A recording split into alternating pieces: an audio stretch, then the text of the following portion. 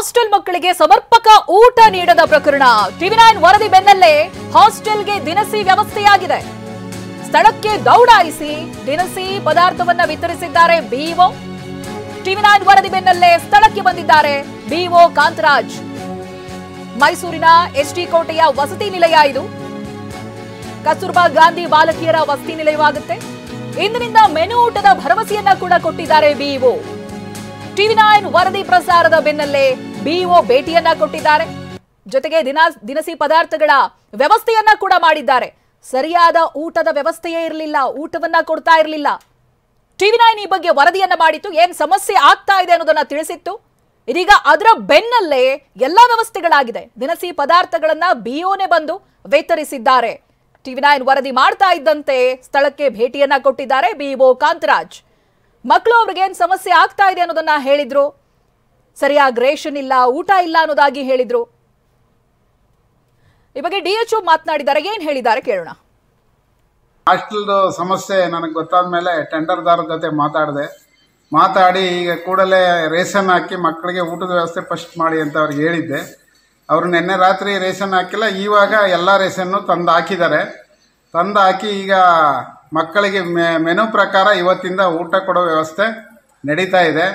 ಮತ್ತು ಬೇರೆ ಬೇರೆ ಸಣ್ಣ ಪುಟ್ಟ ಅವಶ್ಯಕತೆ ಇದೆ ಮಕ್ಕಳಿಗೆ, ಅದನ್ನ ಮೇಲಧಿಕಾರಿಗಳ ಗಮನ ತಂದು ಮಕ್ಕಳಿಗೆಲ್ಲ ಆ ಒಂದು ಅವಶ್ಯಕತೆಯನ್ನು ಪೂರೈಕೆ ಮಾಡಿ ಮಕ್ಕಳಿಗೆ ಉತ್ತಮವಾದ ಶಿಕ್ಷಣ ಕೊಡಿಸೋ ನಿಟ್ಟಿನಲ್ಲಿ ನಾನು ಖಂಡಿತವಾಗಿ ಪ್ರಯತ್ನ ಮಾಡ್ತೀನಿ ಅಂತ ಈ ಮೂಲಕ ತಮ್ಮಲ್ಲಿ ತಿಳಿಯಬಯಸುತ್ತೇನೆ. ಮತ್ತೆ ಸರ್, ನಿಮ್ಗೆ ನೋಡಿದಾಗ ಅವರು ಅಡುಗೆಯವ್ರು ತೋರಿಸಿದ್ರು ಬರೀ ಅರ್ಧ ಲೀಟರ್ ಹಾಲಿತ್ತು, ಅದಕ್ಕೆ ನೀರು ಮಿಕ್ಸ್ ಮಾಡಿ ಇದನ್ನೇ ಕಾಫಿ ಕೊಡಬೇಕು ಅಂತೇಳಿ. ಇಲ್ಲ, ಇವತ್ತು ಅದಕ್ಕೆ ಟೆಂಡರ್ದಾರನ್ನ ಕರೆಸ್ತಾ ಇದ್ದೀನಿ. ಬಂದ ಮೇಲೆ ಆ ಮಕ್ಕಳಿಗೆ ಏನು ನಿಯಮಾನುಸಾರ ಎಷ್ಟು ಹಾಲು ಕೊಡಬೇಕು, ಸ್ನ್ಯಾಕ್ಸ್ ಕೊಡಬೇಕು ಅನ್ನೋದನ್ನ ಕಂಪಲ್ಸರಿ ಅವ್ರಿಗೆ ಕೊಡೋಂಗೆ ನಾನು ಮಾಡ್ತೀನಿ. ಈ ಬಗ್ಗೆ ಡೀಟೇಲ್ಸ್ ಅನ್ನು ಕೊಡ್ತಾ ಹೋಗ್ತಾರೆ ಪ್ರತಿನಿಧಿ ರಾಮ್. ಫೋನ್ ಸಂಪರ್ಕದಲ್ಲಿದ್ದಾರೆ. ರಾಮ್, ಆ ಮಕ್ಕಳು ಹೇಳ್ತಾ ಇದ್ರು ಬೆಳಗ್ಗೆ ಆದ್ರೆ ಅದೇ ಟೊಮ್ಯಾಟೊ ಬಾತ್ ತಿನ್ಬೇಕು, ಟೊಮ್ಯಾಟೊ ಸಾರು ತಿನ್ಬೇಕು, ತರಕಾರಿಗಳಿರಲ್ಲ, ದಿನಸಿ ಇರಲ್ಲ ಅಂತ. ಇದೀಗ ಬಿಗ್ ಇಂಪ್ಯಾಕ್ಟ್ ಆಗಿದೆ. ಏನೇನ್ ವ್ಯವಸ್ಥೆಗಳಾಗ್ತಾ ಇದೆ, ಏನ್ ಭರವಸೆ ಸಿಕ್ಕಿದೆ ಅಂತ? ಖಂಡಿತವಾಗಿಯೂ ಸರ್ಕಾರ ಅಭಿವೃದ್ಧಿಯ ಬಗ್ಗೆ ಸಾಕಷ್ಟು ಭಾಷಣಗಳನ್ನ ಮಾಡುವಂತದ್ದು ಮತ್ತೆ ಕೋಟ್ಯಾಂತರ ರೂಪಾಯಿ ಯೋಜನೆಯನ್ನ ನಾವು ಜನರಿಗೆ ತಲುಪಿಸ್ತೇವೆ ಅಂತೇಳಿ. ಆದ್ರೆ ಸಿಎಂ ಸಿದ್ದರಾಮಯ್ಯ ಅವರ ತವರು ಜಿಲ್ಲೆ ಎಚ್ಡಿ ಕೋಟೆ ತಾಲೂಕಿನ ವಸತಿ ನಿಲಯದಲ್ಲಿ ವಿದ್ಯಾರ್ಥಿಗಳ ಪರಿಸ್ಥಿತಿಯನ್ನ ಎಳೆಯಾಗಿ ಟಿವಿ9 ಬಿಚ್ಚಿಟ್ಟಿತ್ತು. ಅಲ್ಲಿನ ಮಕ್ಕಳು ಅರೆ ಹೊಟ್ಟೆ ತಿಂದು ಶಾಲೆಗಳಿಗೆ ಹೋಗುವಂತಹ ಪರಿಸ್ಥಿತಿ ನಿರ್ಮಾಣವಾಗಿತ್ತು.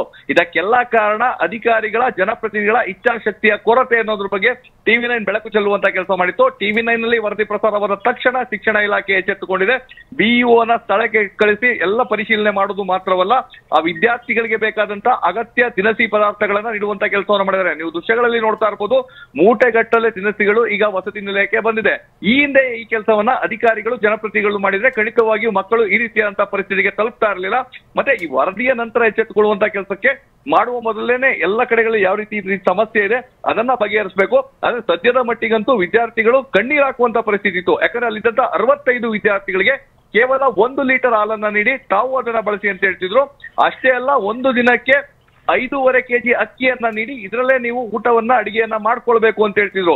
ಸೊ ನಮ್ ವಾರ್ಡನ್ ಸಹ ಟಿವಿ9 ಜೊತೆ ಮಾತನಾಡಿದ್ರು. ಅವ್ರು ಹೇಳಿದ್ರು ಪ್ರತಿ ಮಗುವಿಗೂ 250 ಗ್ರಾಂನಷ್ಟು ಆಹಾರವನ್ನ ನೀಡಬೇಕು ಅಂತ ನಿಯಮಗಳೇ ಇದೆ ಅಂತೇಳಿ. ಜೊತೆಗೆ ಬಿಇಒ ಸಹ ಭರವಸೆ ನೀಡಿದ್ರು. ನಿಮ್ಮ ವರದಿಯನ್ನ ನೋಡಿದ್ದೇನೆ, ನಾನು ಸ್ಥಳಕ್ಕೆ ಹೋಗ್ತೇನೆ ಅಂತೇಳಿ ಆ ಭರವಸೆಯಂತೆ ಈಗ ಹೋಗಿ ಎಲ್ಲ ಅಗತ್ಯ ಮೂಲ ಸೌಕರ್ಯಗಳನ್ನ ನೀಡಿದ್ದಾರೆ. ಮನುಷ್ಯ, ಥ್ಯಾಂಕ್ ಯು ರಾಮ್ ಡೀಟೇಲ್ಸ್ಗಾಗಿ.